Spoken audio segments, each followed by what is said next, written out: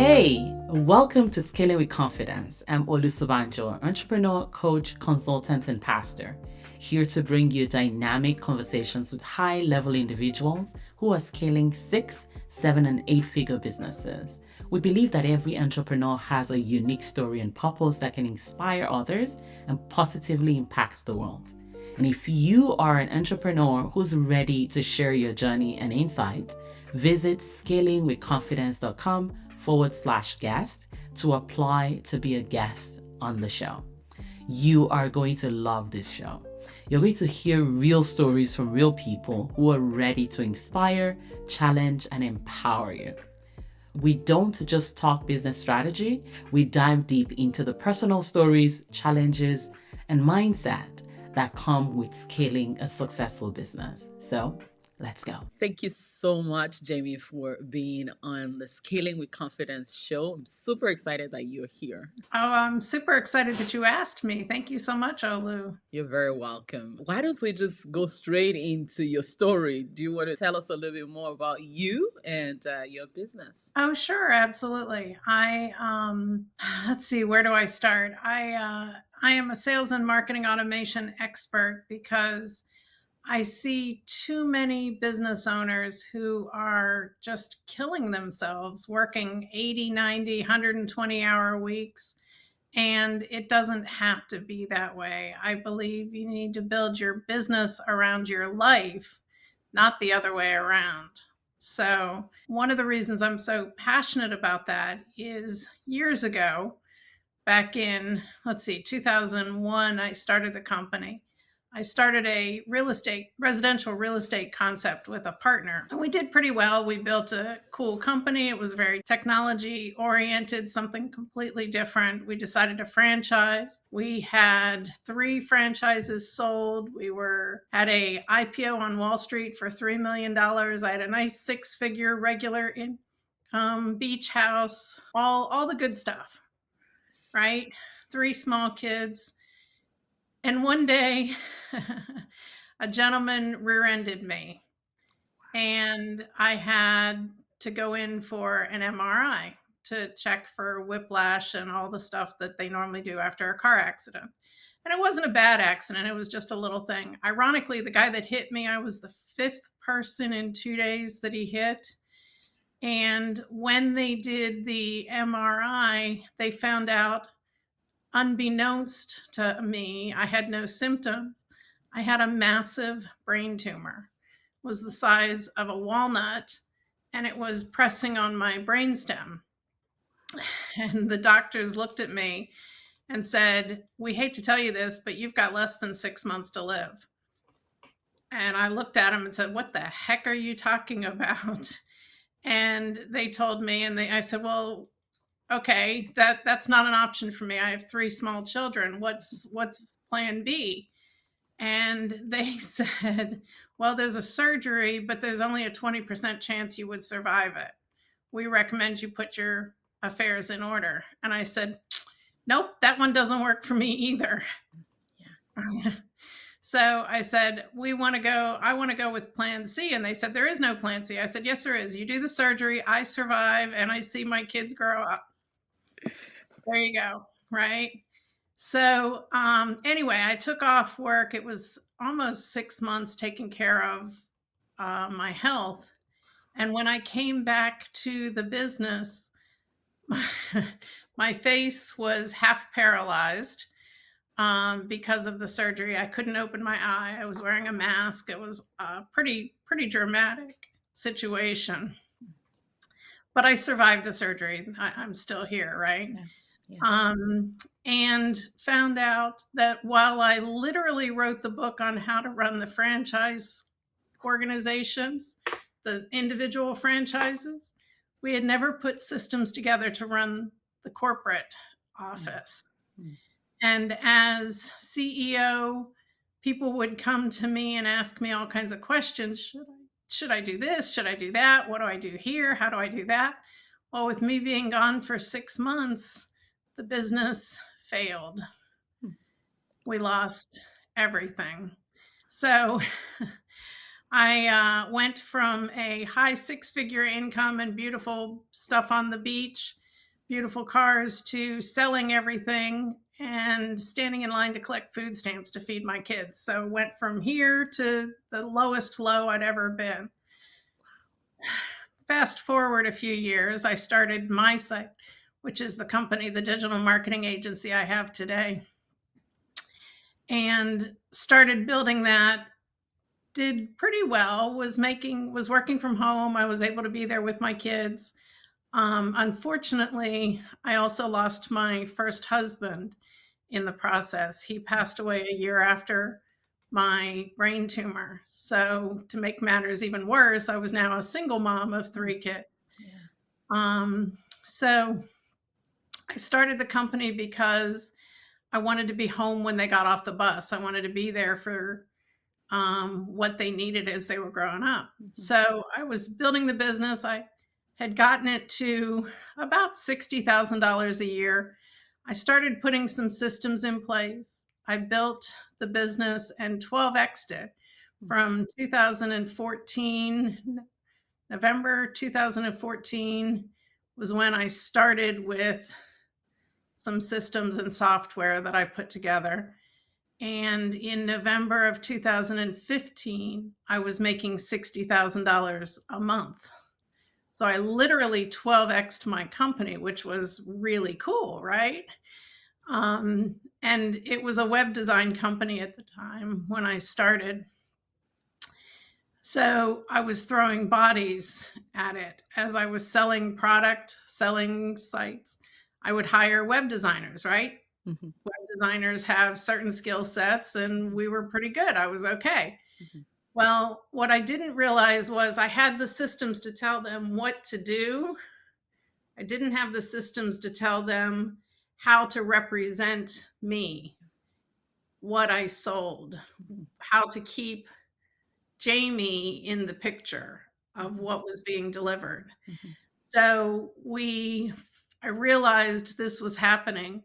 I literally had to shut down the company, um, redo all the work that these folks did in the way I would do it, in the way I promised. Mhm. Integrity is important to me. Mhm. So I went for 6 months with no sales and fixing all the things that I had sold in the process. And my customers were great. They knew they had something. It wasn't quite exactly right, but I told them I would fix it, and they all stuck with me. But I realized systems how to not only the what, but the how is important as you build systems. So I became so passionate about making sure that my clients have systems from day one Mhm. that take them from A to Z and let them still go to soccer games, let them still go have a vacation. What a novel idea. Mhm. Be able to take off when there's serious medical situations. Mhm. Um, and it's been a blessing with for us and for others. Ironically, last year, my second husband and I have 5 companies.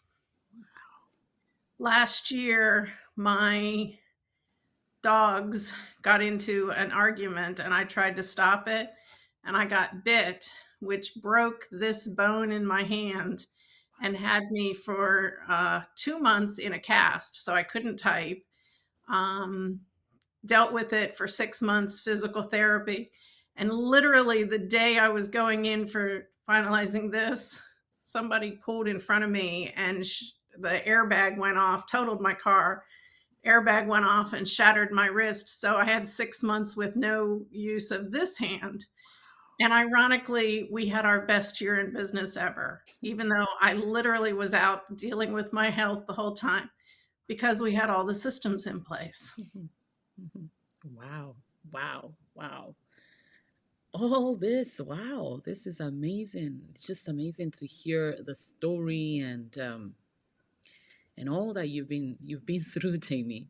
It's anyway, I just want to say thank you for sharing with us. Thank you so much for sharing with us. I can see why systems are so important to you now, having gone through all that you've been through. Um, do you I know that there are people out there that would say you really don't need to have all of these things in place and before you can run a business successfully, right? What would you True. say to somebody like that? You don't have to have them in place. However, if you how many of us read Tim Ferriss's 4-Hour Work Week, right? And we built the business because we wanted to have control. And so many people, when they start their business, they have this amazing plan. They've worked for someone else, they did amazing things, they didn't get paid as much as they thought they were worth, and they thought, I can do this myself and get twice as much. What they fail to think about in the process is when they were in the corporate world being a genius at what they did, they had support around them handling admin, handling this, handling that, handling the social media, handling the marketing. They forget that when they go off on their own, they don't do just their thing that they're genius at. They have all these other peripheral pieces of the business that they need to bring in and do. And way too many people, instead of getting the 4-hour work week, they end up with what I jokingly call the 4-hour sleep week, because they're doing 40 hours of their genius and another 40 to 80 hours of support. So you don't have to have systems in place, but when you can take things that are repetitive tasks, the things that when this happens, then this happens, and this happens, and this happens, and you automate it, you get back hours, sometimes 10, 12 hours a week of just the stuff that you're doing by yourself. Mhm. What could you do with an extra 10 hours a week, Olu? Would it Mhm. be close more sales? It could be. Would it be take a spa day, relax, and have the business that simulates that 4-hour work week? Mhm. Would it be have a date night or a date day with your spouse, or taking the kids to the park for a day? Sure. For sure. I love that. I love that. But going back to where I was, this is now being real, right? Going Yeah. back to where I was, and I can see someone in a beginning stage thinking, but I have that time and I can afford to put system in place. Okay, because that's one thinking that cool to be there. What would you say to that? I have the time, I could do it myself, and I don't have the money to hire someone to do it for me. And ironically, you don't have to hire somebody to do it for you. If you get the right pieces, um, I use a software program called Keep, and Mhm. it's quite easy to put together. They have what we call easy automation. And I've got discounts that I can get for folks that are amazing for it if anybody is interested. Mhm. But with Keep, you can say when a sale is made, automatically send this email and send this piece and create this task so things don't fall through the cracks. The problem with when you have the time, and I started this way, you start and you're sell, sell, sell. And once you sell, then you're fulfill, fulfill, fulfill. So the revenue is the roller coaster that Yeah. we see all the time. Mhm. Once you put systems in place that handle parts of the fulfillment, that handle the parts that can get lost and fall through the cracks, Mhm. all of a sudden you now have consistency where the revenue is going up every month instead of this up and down and up and down. Mhm. So it's one of those things that not only saves you time, it creates consistency in your revenue, it creates consistency in what you're delivering. And one of the free webinars that I give, I talk about automating the journey, because not only does it get you time back, but as you create this process, we look at what the successful customer journey looked like. Where did they come from? How did it get followed up? What was the first thing you did? The second, the third? What made that Mhm. an amazing experience for the client? Mhm. And then I have you look at somebody that wasn't an amazing experience, somebody that the phone rang and you went, oh, I don't want to take that call, right? Or that asked for a refund. And you go through the same process and you look at where did I fall through on this? I didn't follow up right away. I didn't set expectations. I didn't whatever. And then you can look at what that process needs to be like so that all your customers have the same experience, that all of them have the consistent process, Mhm. and that you're building raving fans instead of raving lunatics. I love that. We don't want raving lunatics. No, Nobody wants that. we've all had one somewhere I along the way. know. I know. And Oh, wasn't it yes. great when we could say we were confident enough we could say, I'm sorry, I don't need your business anymore. Let me give you your money back. Definitely, definitely. Wow. It's interesting that you're talking about systems, and I'm seeing where confidence comes into play in scaling a business. What would you say? How would you position confidence for the person out there that is trying to build and scale and not really sure what to do? What would you say to them? Sure. The confidence comes in happy customers. When a customer comes back to you and says, oh my God, Olu, you changed my life. You saved my business. You helped my child, my pet, my whatever. When you get those kinds of testimonials, those kinds of emails, those kinds of texts that come through, your confidence is raised over and over and over. And those come from creating a consistent experience to make sure that you know nothing is falling through the cracks. Mhm. Mhm. Wow, wow. So you're bringing it from the angle of the kind of results that you're giving your clients is what's going to build your confidence so you can scale and grow the business even further. I, yeah, absolutely. Now, I mean, I think everybody needs to build confidence in that they're not worried when they put their head on their pillow at night. Oh my God, I forgot to send this, or I forgot to do that, or Mhm, mhm, how am I going to find more mhm, clients, or, mhm, that self talk that we mhm, have mhm, every night. mhm, When you've got processes created so that everything is being handled, you have the confidence in your business that you're going to deliver. And then those testimonials just put it over the top. So mhm, it's a combination of both the mhm, confidence that you don't have to worry about something happening, whether you're a solopreneur or you have outsourced mhm, a part-time VA, a mhm, part-time social media person, whatever. mhm. When the processes are in place, you have confidence in your business. I love that. I love that. Why don't we go back to your real estate business, and then we're going to come back to the social media, the web building and all that. Um, how did you scale to the multi-million dollar business in real estate? And can you tell us a little bit more about that?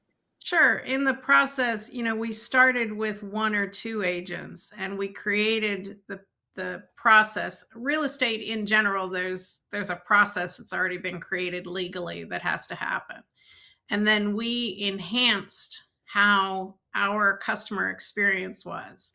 So, for instance, when a real estate agent goes out to talk to you about selling your house, the presentation that they give to you, typically, if somebody's part of Remax or Century 21 or whatever, Mhm. you could have five people from the same agency and they would have five different presentations because they're all individual what they do. That's true. We created a single presentation that all of our people gave the same exact presentation because we were providing the marketing, not the agent. Mm, The agency was. mm, So, because we had a singular process, a singular step that people did, and a consistent customer experience, we gained more agents who wanted to come and work for us because they didn't have to worry about the simple. marketing. Yeah. and we created more customers because they had a proven presentation, a proven this is what we get, and customer experience. So because of that, we grew. We had over 40 agents when all of this happened. Wow. So you were, in essence, you were able to bring the level of confidence that you had in creating the business, you were able to transfer that to the people that were working with you and for you. Exactly. How does that work if someone is a solopreneur right now and an online business owner that is trying to get, a few clients in once in a while? How does that work as soon as they begin to look at, hiring or bringing other people to do the work for them? Well, one of the most important things that you have to figure out as an entrepreneur, as a solopreneur, or as a scaling entrepreneur is how do I want my business to be represented? And that goes back to my second part of my story. When I just thought I just throw web designers, they have the skill set, they can handle it. I just throw them what I want and they're going to take care of it. Mhm, It didn't happen that way because I hadn't created the experience. I had just created the tactics, right? mhm, Not the strategy. mhm, So I need to have both of those created to have people represent me. That's what we had done in the real estate. They were representing us. They had our presentation, they had our marketing, mhm, they had our consistency. mhm, So creating that experience and knowing the other mistake I find is when a entrepreneur says, I need this, I'm going to hire this expert who knows more than I do, mhm, which is perfect. You always want to hire somebody that knows more than you do. mhm. But if you don't know the first thing about what they're doing, you can't manage them That's true. properly. That's true.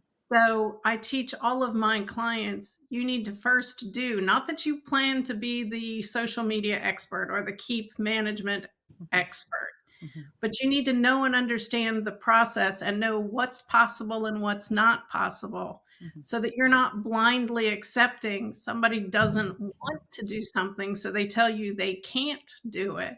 mhm. And all of a sudden, you've got somebody that's not performing for you the way you need them to Mhm, perform. mhm, mhm. Wow.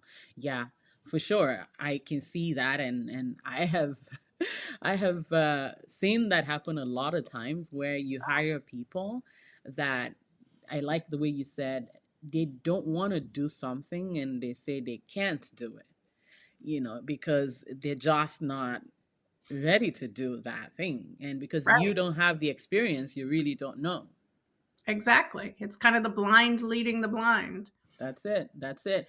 Now, let's go back and help this person out there that is they're ready to scale.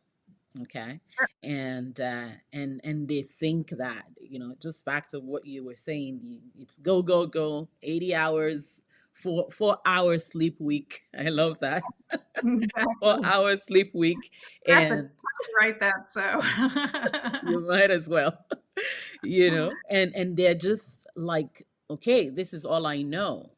How do you sit them down and, coming from your story and your system that you provide now, what are Mhm. some of the things or steps that you would tell them to do?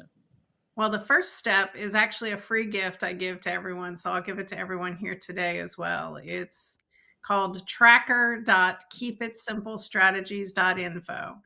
And when you download that, it's literally a table. And the first column says how many, what time, how many minutes, what you've done. And what I do is I have all of my people keep this piece of paper next to them as they're doing their workday. And I have them set their clock or their phone to go off every 15 minutes. And they stop and they write what they did in those last 15 minutes. Sent this email for the 45th time, right? Did this, changed the toilet paper in the bathroom, sent to social media, whatever. So they're literally tracking what they've done all day. So the spreadsheet says, or the table, because it's a printout, says how long, what it was, whose role it should be. If you had a full organization, or what hat are you wearing at that time? Is it social media manager? Is it salesperson? Is it the janitor? And then the the fifth, fourth, fifth, whatever column is what kind of activity is this? Is this a money making? Is this a fulfillment? Or is this administrative after the fact that is costing money to handle, like accounting, bookkeeping, those kinds of things? Um, and finally, I think the last piece is it digital or is it physical? Are you packing a box or are you sending a file? Once you track all of your activities, people are amazed at how much repetitious stuff they have. And those are the first things we look at automating for them. Typically, my clients find anywhere from 4 to 10 hours a week just by doing this tracker. So it's the first step. Once we identify that and handle those administrative pieces, by the way, it also lets them start to identify who or where they need to hire first.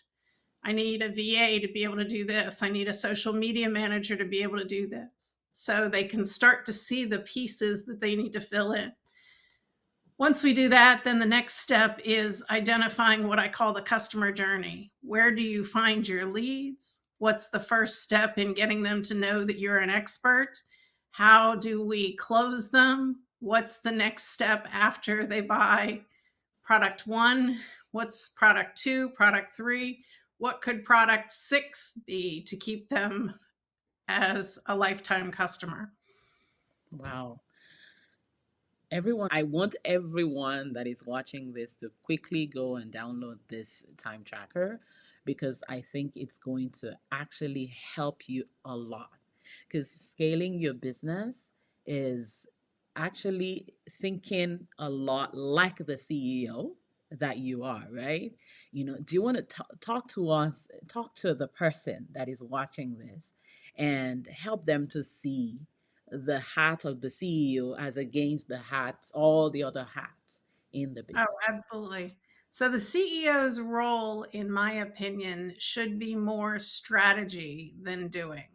It should be, where do I want to go? Who do I want to serve? How do I want them to be served best? And what's the process to make that happen? That's the CEO role.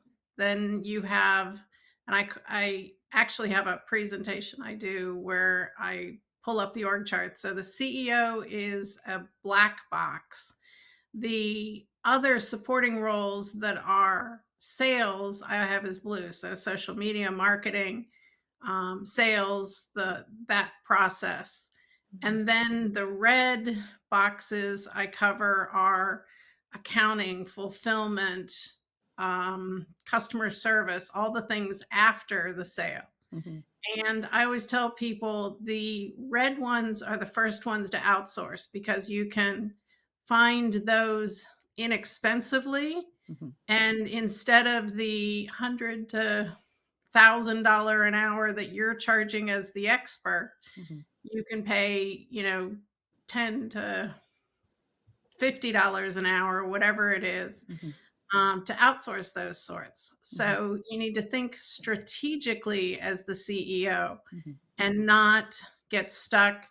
One of one of my favorite clients is a gentleman by the name of Michael Gerber, who wrote the book called The E-Myth. Michael's been my Mm. client since 2015. I spoke at his 80th birthday party like 6 years ago. Oh. And Michael talks about working in the business versus working on the business. You, as a CEO, should be working on the business, not stuck in the business. Mhm. Mhm. Wow, we love Michael. And thank you for sharing that.